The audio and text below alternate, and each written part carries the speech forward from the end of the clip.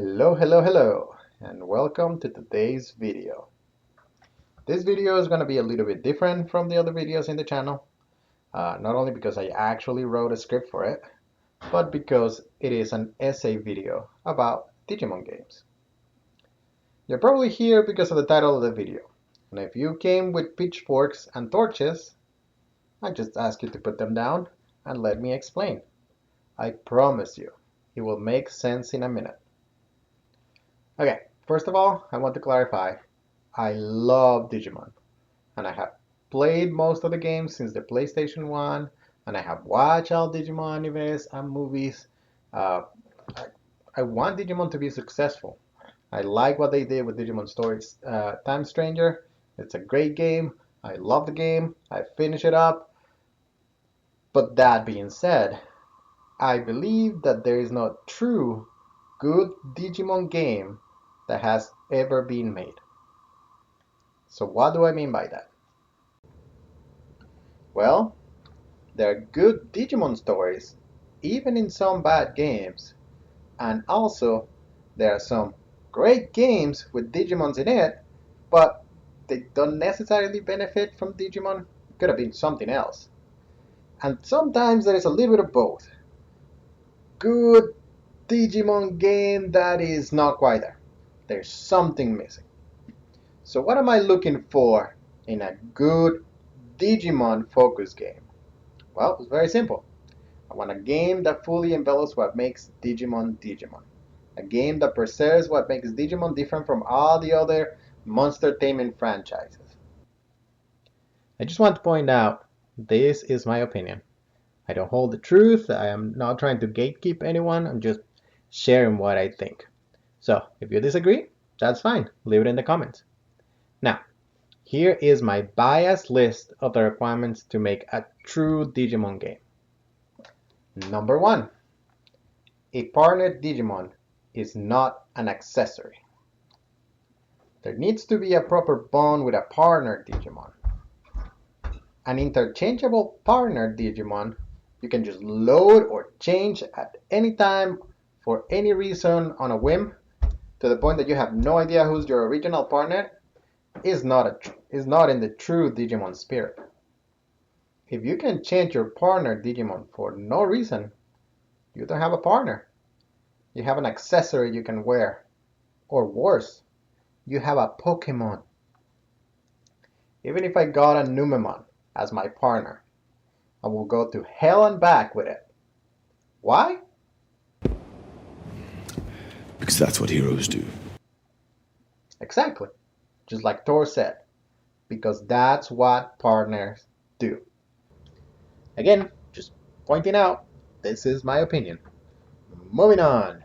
Number 2. Adding more Digimons for the player to use should not equal scan or capture mechanics. In a true Digimon game, you should have many playable Digimons. Digimon has a great variety of creatures, more than many other franchises. So they should be there.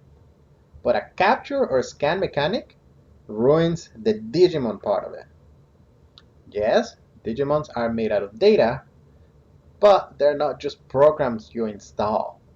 They are sentient creatures. So a game that uses a scan or a way to capture Digimons is not a true Digimon game, in my book. It's not a joke.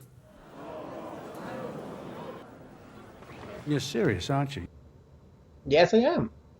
The scan mechanic is just Digimon copying the Pokemon formula to appeal other fans. Look at us, we can capture Digimons.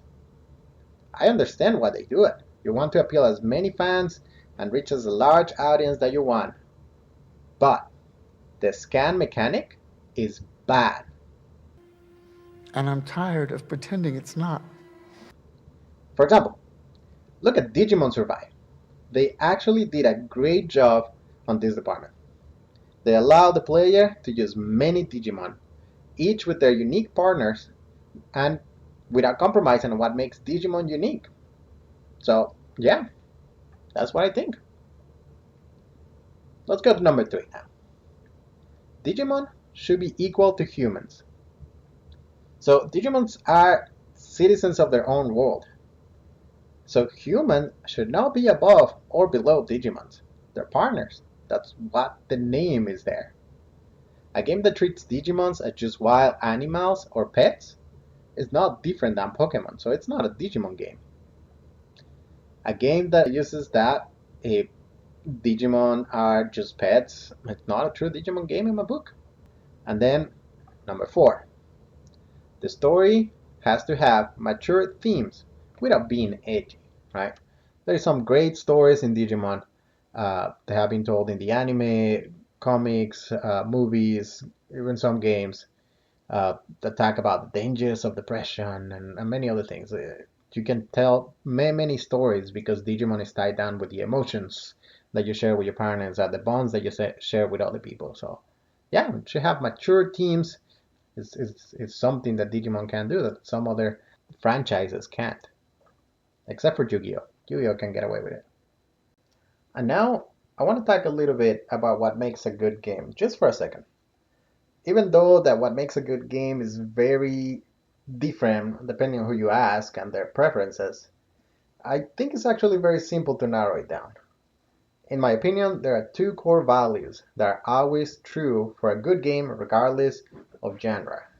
Number one, the gameplay is engaging.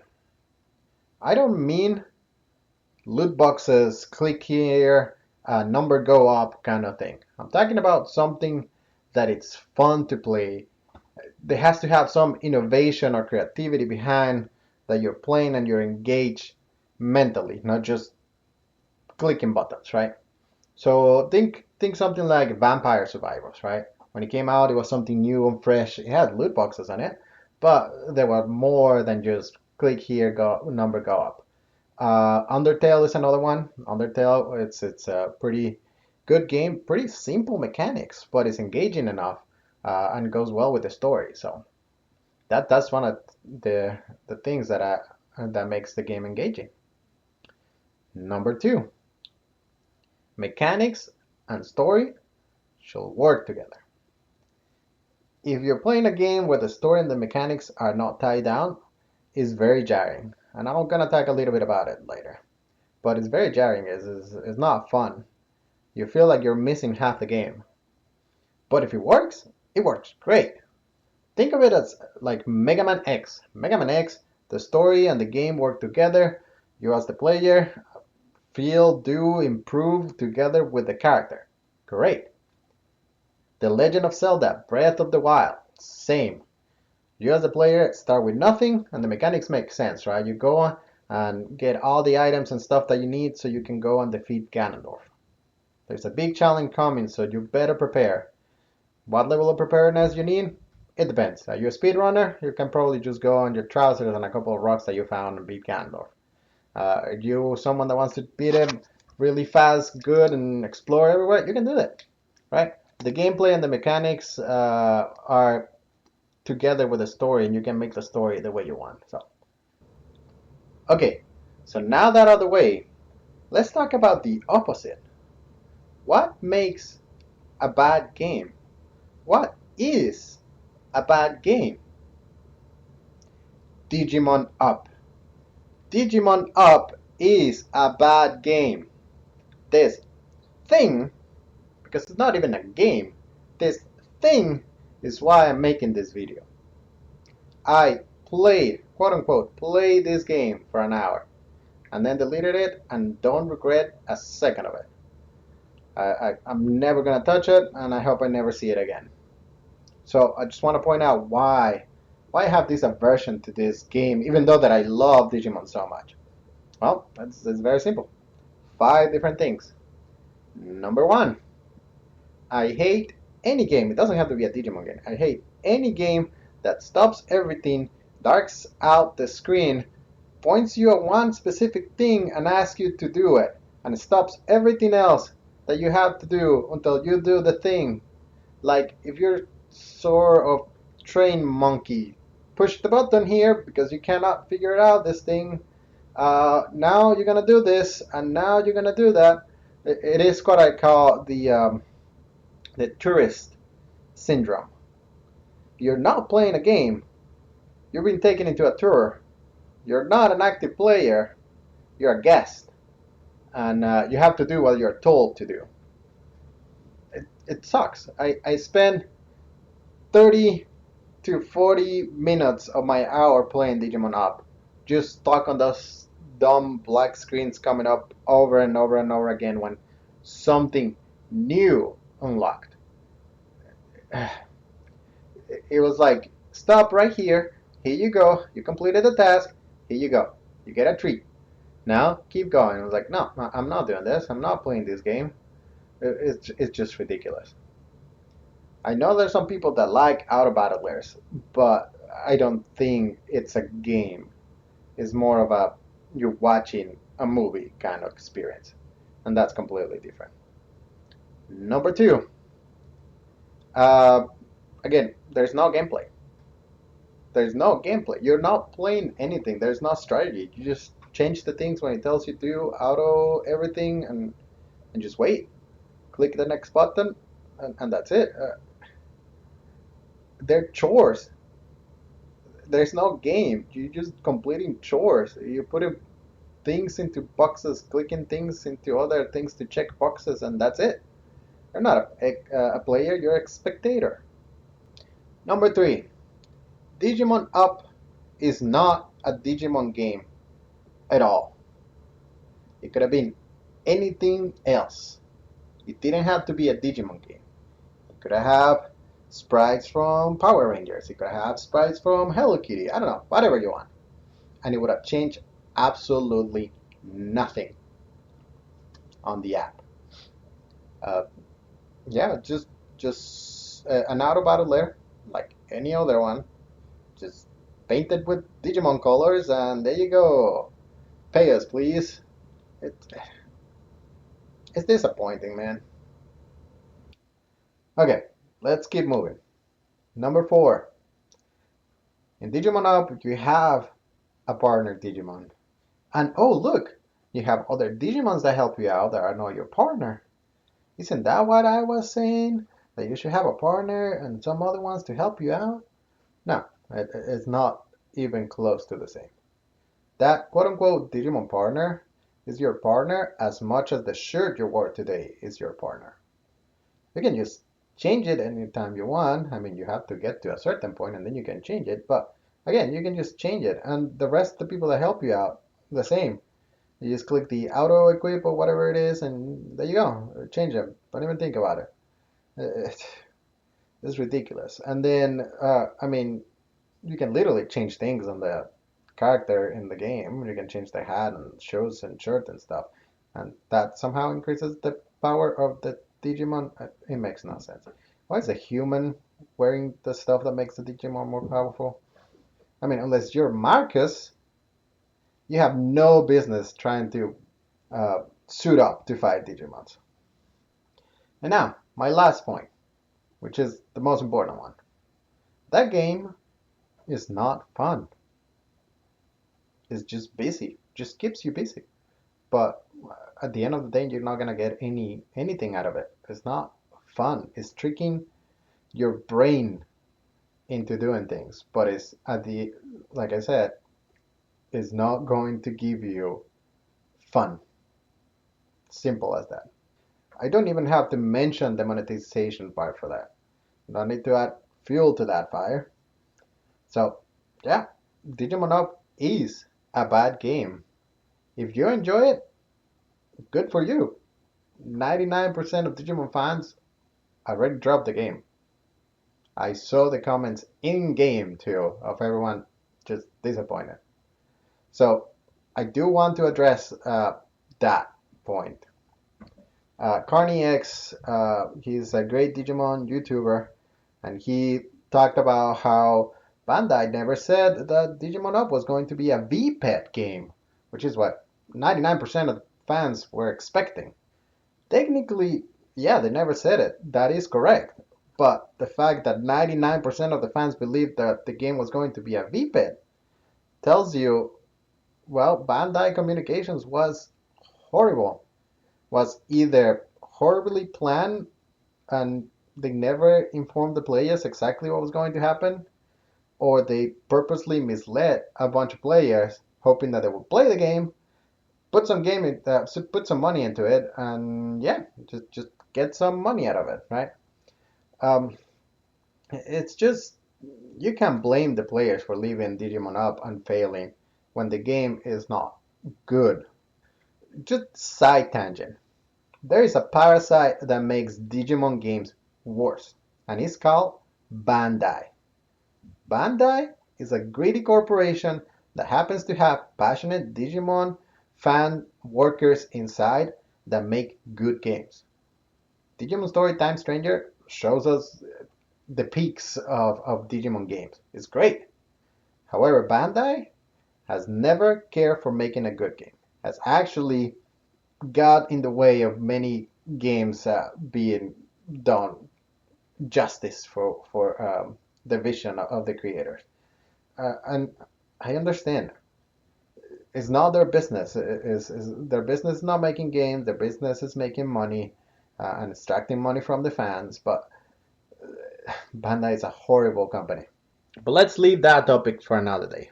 Let's instead talk about the best Digimon games. Now, to finish it up, I just want to talk about the top five Digimon games, according to this random website, that I found. I'm just going to talk about official releases.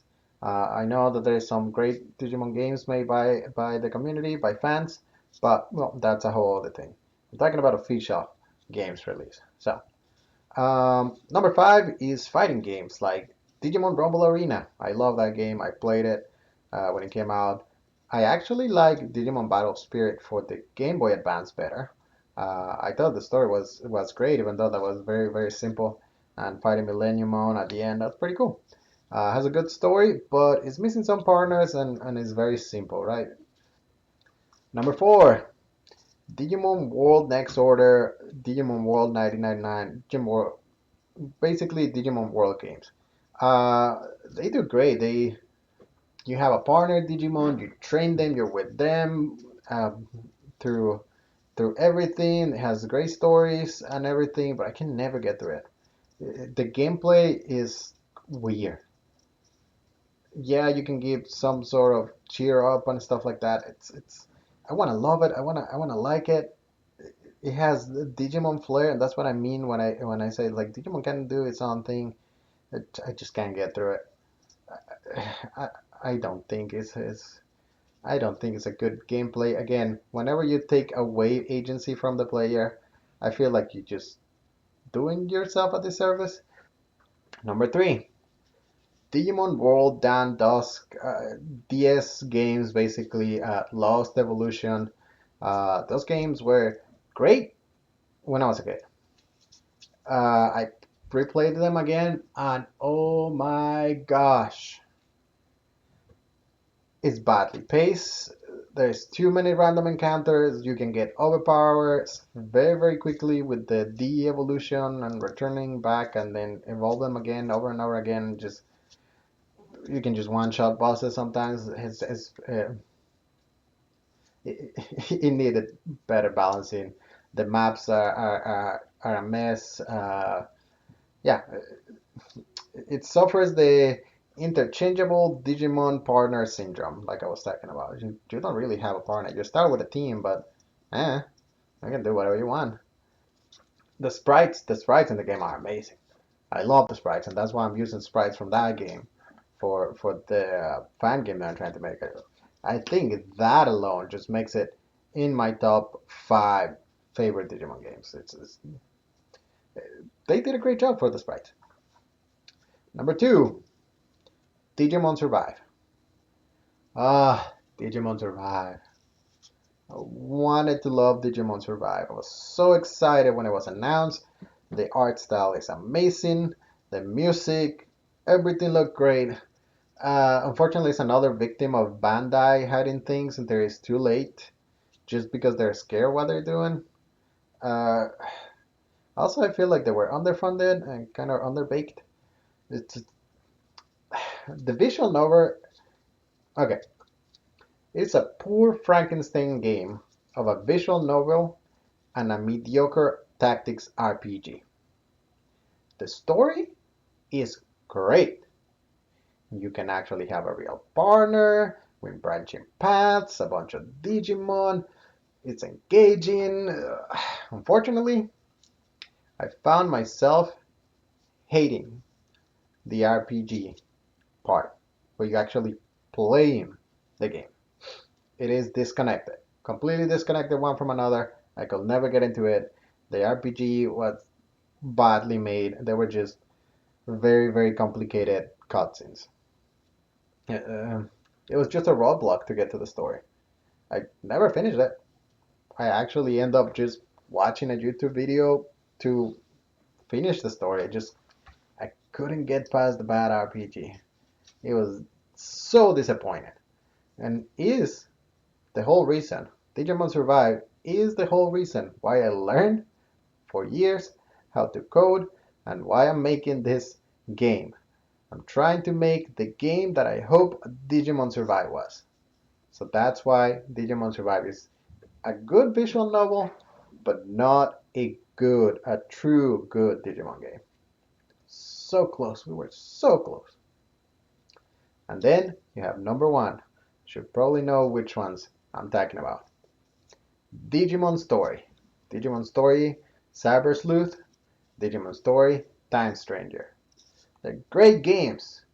The mechanics are very interesting. There are a bunch of Digimon there. 3D. The stories are pretty good, especially Hacker's Memory. I love that game.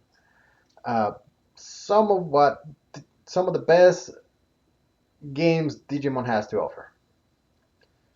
However, the fact that you can change Digimon as easily as changing socks, including your partner, takes it from a true Digimon game to just a good game with Digimons and a good Digimon story.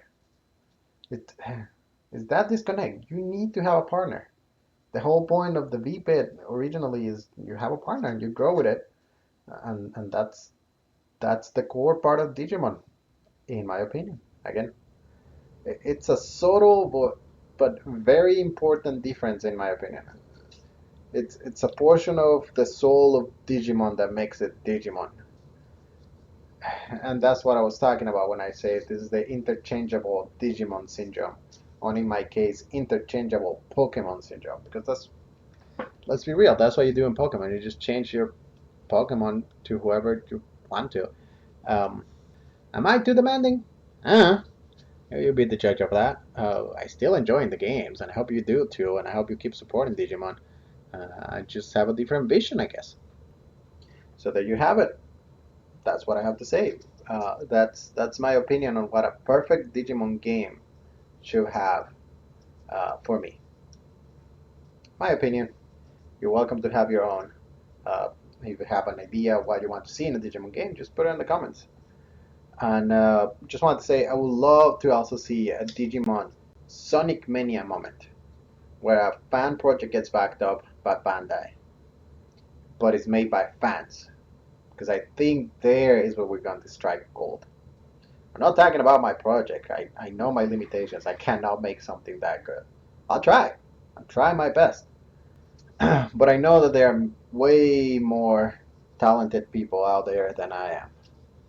So I would love to see the projects being on Bandai radar and not being squished out of existence, but actually supported and to give the fans what they want. So now that my rant is over, I'm going to get back on working on my own Digimon game, Digimon Tactics. If you want to know more about it, you can watch the videos in the channel.